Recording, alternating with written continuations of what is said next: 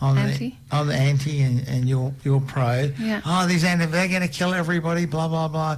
I'm telling you, if you get yourself vaccinated, you're doing that sort of,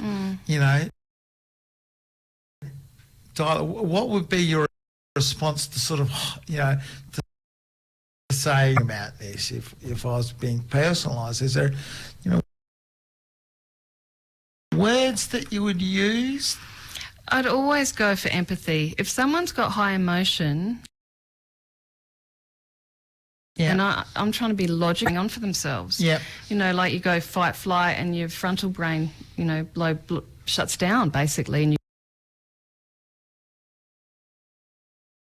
go to survival. Yeah. So I want to always go with feeling scared or worried because you think that if we don't all get vaccinated, we're all going to be unsafe, and you're really needing some support or understanding around your listening for the feelings and needs that are there. So breaking it back down, whatever's going on, breaking it back down to basically primal sort of emotions. Yeah.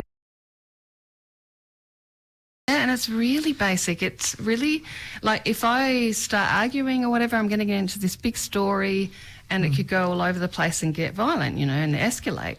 So what I want to do is bring it down, slow it right down, and bring it down to, what is here right now, what are you feeling, what are you needing? And then what happens is rather than their energy coming at me, their energies, I'm encouraging the energy to go inwards because they go, oh, what am I feeling? What am I needing? So it shifts the energy. Right. So it comes back to the I statements, like I feel statements. Yeah, they definitely have a role to play in it. Yeah. But I'm more wanting to be with them. Yeah. If I'm with someone who's in pain or high emotion, I want to check in with them because they're the ones that at the moment can't receive me. Yeah. And once they've received enough empathy and maybe they're settled a bit, then I might go, would you like to hear what's here for me around that, So how much of this is patience as well? A lot of it's patience, Okay. yeah, Yeah. and slowing it right down. Yeah. And often, in our busy lives, we don't do that. We're rushing everywhere and things are said in haste, and that's often, where conflict arises and misunderstanding. And I suppose when someone's coming like with an issue and you go, okay, yes, that's your issue that you're talking about now, but obviously you've got this underlying, raft of things that you're carrying along that's upsetting you as well. But that one situation is, in your face, basically. Yeah. And they're angry and sort of a bit, like you've got to wait. Do you say, well, let's not talk about that because it seems to be too emotional for you at the moment? And is there another, I'm just trying to work out the key words of going, okay, we can wait on that, but do we discover what's underneath?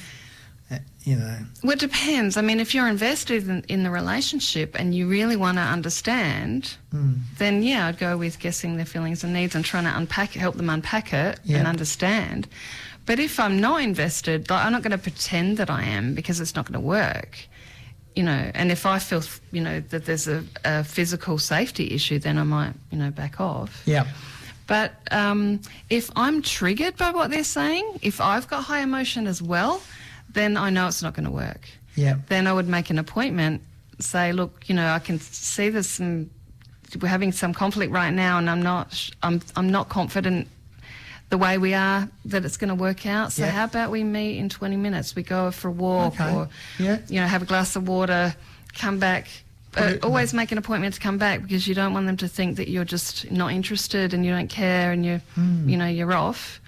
So that's a really important key to kind of, if it's like that situation where you just know it's going to escalate. Yeah. Yeah, well, I know, like myself, have a bit of a, yang out with somebody. I know, like, things like going for a walk on the beach. You seems like your mind alters after exercise, doesn't it? Yeah. And, you come back to the situation with a different landscape of thinking. It's amazing. It's a bit like magic, isn't it? Yeah. At one level. Yeah. Do you often suggest that, to people? When there's high emotion on both sides, when you're both triggered, I always suggest, have some time out, because it's not going to go anywhere. Time and time again, that's what people do. They try and work it through, but if you're both triggered, it's kind of waste of time, and it's painful. Oh, totally.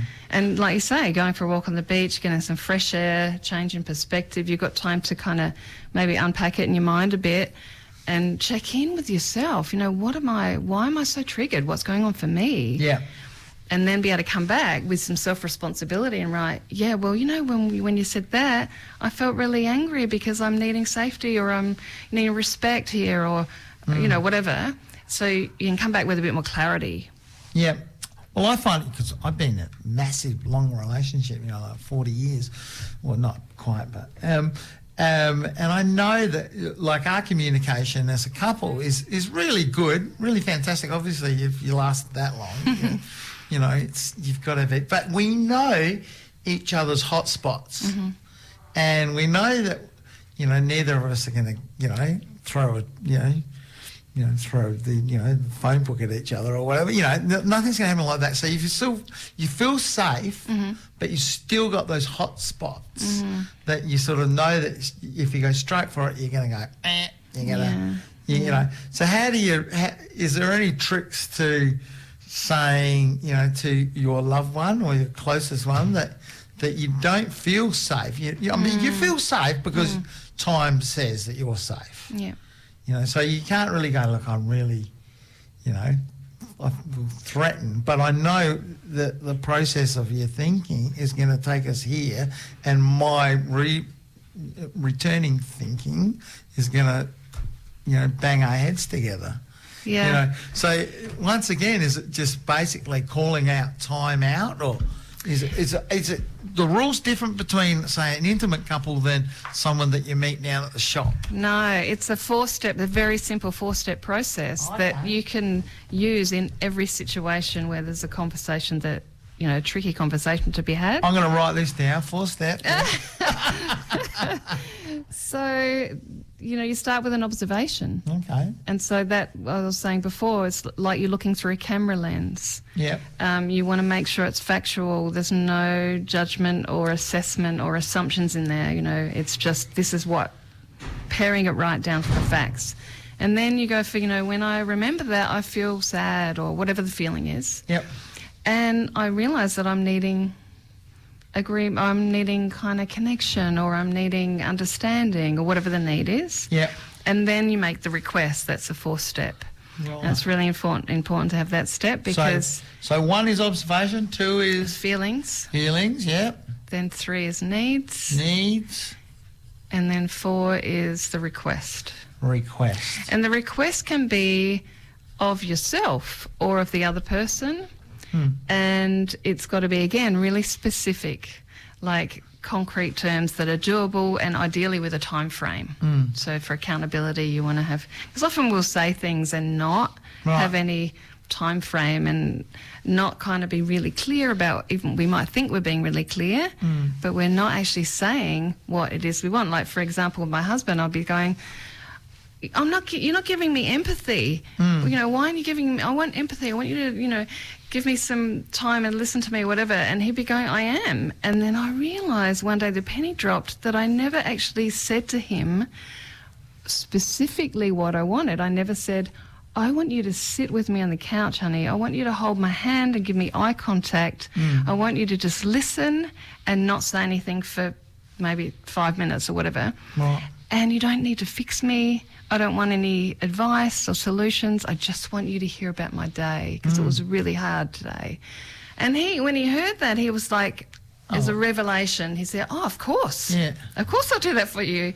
But, it was my responsibility to be really clear about what it was I was longing for, because he didn't... we make assumptions all the time, especially in primary relationships, love relationships.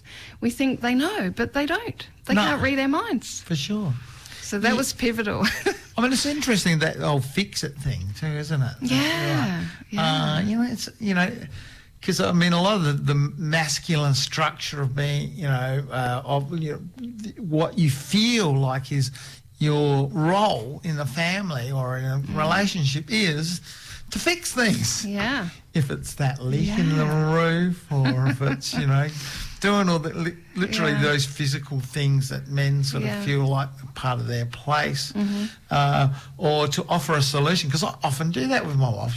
She'll go blah blah blah about something, and I'll go, well, this is a way out, and she'll go, oh, I don't want you to fix it. I'm going, well, why are we talking about it if you don't want to find a solution? So I get confused. And I think a lot of my male friends are the same. Yeah. And I've just started working with men, actually. I do a group just for men, on nonviolent communication for men, or empathy for men. And that was very common, that women, and they say we're hardwired differently, our brains are wired differently. Like women, we think things through, we need to talk them through, we want a sounding board. That's how we do it with our women friends, right? Yeah. But men often are focused on solutions, and that they kind of get good feedback about that, and that's supported. And so when women and men get together, and the woman just wants empathy basically, and to be heard, and the man jumps in with solutions and advice, it's actually really it's not satisfying for the woman. It's kind of like, I'm not really feeling heard here. I just want you to hear me and get me, and to really be on the same page. But see, I don't get it. See, I don't understand it, because I go, actually, I am thinking about that. I am trying to find a solution to the issue. Yeah. You know what I mean? And I'm going, I've actually heard you. But I know what you're saying. Yeah. But this is sort of a strange disconnect, isn't it? Yeah. Because the thing too, Marty, is when you're trying to find a solution, you're up in your head. You're thinking with your logic brain, and what your wife wants is for you to be coming from your heart, connecting heart to heart. Yeah. And that's what feels so nourishing and yummy, when you feel like you've both, on that same heart level. So talking about feelings and needs brings you there, because you kind of go from up in your head and solutions and logic to down in your body, checking in with your body, what is here for me? What am I feeling? Am I feeling tense and uncomfortable? Am I needing some touch or connection or whatever? So it's more nourishing to have that. As a man, I don't quite know where that line in the sand is from going along where you're doing your linear stuff in your life. Yeah. Which, if you've got a house and you've got children and you've got careers and all this stuff, you spend all your day putting out fires. Yeah. So to me, putting out fires is solution-based. And so all of a sudden it comes to that line in the sand where you've got to stop fixing things and start just empathising. Yeah. To me, it's a funny old line to walk. You go, where's one door stop and the next door open? And it makes a lot of sense, because in the workplace and the work world, people don't, it's messy. Emotions are messy, and you need to be on that kind of wavelength. And then when you walk in the front door, your partner wants you to be soft and available and present, and the kids as well. So it's almost like you've got to shift from one way of being to another. And that's often why men will say to me, the drive home is where I can make that shift from being in work mode to being in home mode. But if I didn't have that drive home, it would be very difficult for me to go boom, boom, from one to the other, because it is a big shift of how I'm relating or how I'm showing up, So we both, as both sexes, I suppose you've got to actually work out a way of, like you're saying, plan it. It's a plan, isn't it? Yes, exactly. Make dates where and particularly when you're having a good day, things are going really well, you're feeling connected, that's when you want to check in with each other and go, how can I make your life more wonderful? Yeah. And then hopefully they'll ask you the same question, how can I make your life more wonderful? Or what's going on for you? I want to check in, how was your day, and what's here for you, and is there anything going on, and whatever. So those are the times when things are going well, you want to do that and bring up that issue you were talking about. You know that when we talk about money, we always argue. Now that we're in a good place, do you think that maybe we could have a conversation? I'd love to hear what needs you have around that and why we, I want to understand why we always, can't come to that place where we're slamming doors or whatever because we can't navigate it in a way that we can hear each other. And so you want to do that when things are going well, not when what we normally do is things explode and we try and unpack it then when we're all in high emotion and it's, like I said, we've got to have time out. Yeah. So planning to talk about those things and setting aside time where you've got space, because you slow it right down, it does take time. And to tell yourself, what's relevant here is not relevant there, like thinking modes, that's just to say, okay, you got to be a little, bipolar on the whole thing. You got to go from one to the other, don't you? Well, it's sort of, for me, it's like taking off that armour. Okay. You know, when you want to connect with your beloved, you want to make sure that armour's not there that you might put on when you go into the workplace or driving your car or whatever. Yeah. Because it's not necessary. Like you said, you have trust and you have that long, term relationship. You know that there's safety there. Yeah. But often we'll have that armour on, or it'll come up. When that topic comes up about money or whatever it is, the armour will immediately come up, and then it's just almost impossible to connect when it's there. So, and that can take time to kind of feel comfortable to let that armour down and let your guard down and be vulnerable with each other. I know sometimes in our relationship is that we sometimes get to a point where we go, we loggerheads about, this or that. And we go, okay, we've come to an impasse, and we sort of, we tend to talk over each other or whatever you do. Yeah. And then we've been in a bit of a practice of going, okay, well, you have 5 minutes. You put your timer on, and you go blah blah blah blah, and you're not allowed to interrupt, and you hear the whole process. And then at the end of that, you give a bit of a feedback to what you've actually said, or what the other one said. Yeah. So so I find that's helpful. Sometimes you can within that 5 minutes you can go a bit like what you're saying about going from that surface level problem to what's beneath. And if you're holding the floor for 5 minutes and you've got to fill it up with words, 5 minutes is a hell of a long time. Yeah. Yeah. Like an eternity. Yeah. And so your dialogue goes beyond your problem usually to something else. And maybe that's the cue to sort of go, well, okay, there's a this is layer upon layer. Absolutely, and it takes time. But it's really hard. I find it even hardest listening. Yes, because you're worried you're not going to. Yeah, and I'm going, I really want to comment on this, and I really want to comment on that. And you've got to hold your tongue, and it's like, Yeah, it's a discipline. It's it a is real a discipline. Yeah.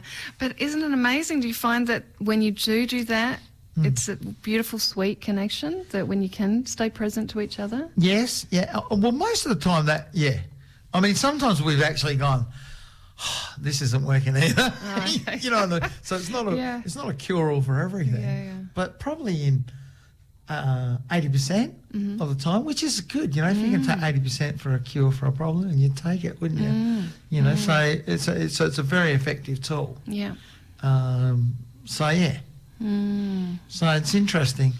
Yeah, and having those appointments, setting up those times on a regular, like once a week, or that's something that you can always kind of look forward to in your relationship. And it's like, I call it relationship maintenance, where okay, on Friday night we're going to have half an hour or whatever, and we're just going to sit and do that, reflect back what we've heard, have one person, fully have the space. It's like that's what we do with empathy. Yeah. When I teach empathy skills, it is that, and I'm also guessing feelings and needs of the person that is speaking. But I might do it in silence, and you can have an agreement around what works best for you. And the end, letting them know what they've heard, what you've heard, and then asking them maybe if they have a request around it, or helping them to formulate a request. Right. Because- Sounds dangerous. No, it's only kidding. But the thing about a request is that it is a request. Yeah. It's not a demand. Okay. You want to make that distinction between request and demand, because demand is like if you hear a no, Yeah. like if you make a pseudo request but you hear a no, then you know it was a demand. Right. So you can sugarcoat it as much as you like, but if you hear a no and you get angry, then you know it was a demand. So you want to be really clear that you're open to hearing a no. Yep. And that's okay, because you can make a request, and then if they say no, you can always come back and go, oh, okay, so I'm hearing a no. Is there a way that, what would need to happen for you to find a yes in that? Or what needs of yours would not be met by saying yes? Okay, yeah, right. So you can always, the dialogue can just go on even when there's a no. You don't sort of stop. You kind of hold your needs really precious. Yeah, that's the other thing, isn't it? Because you hold your line of thought sort of quite steadfast, don't you? I'm going to believe in this. And just to go, neutralise and go, well, what would happen? What is the worst case scenario if I thought differently? Because a lot of times we don't go there, do we? We don't go, okay, we'll flip it over and have a look. I know there's Byron Katie, I don't know if you've ever... Yeah.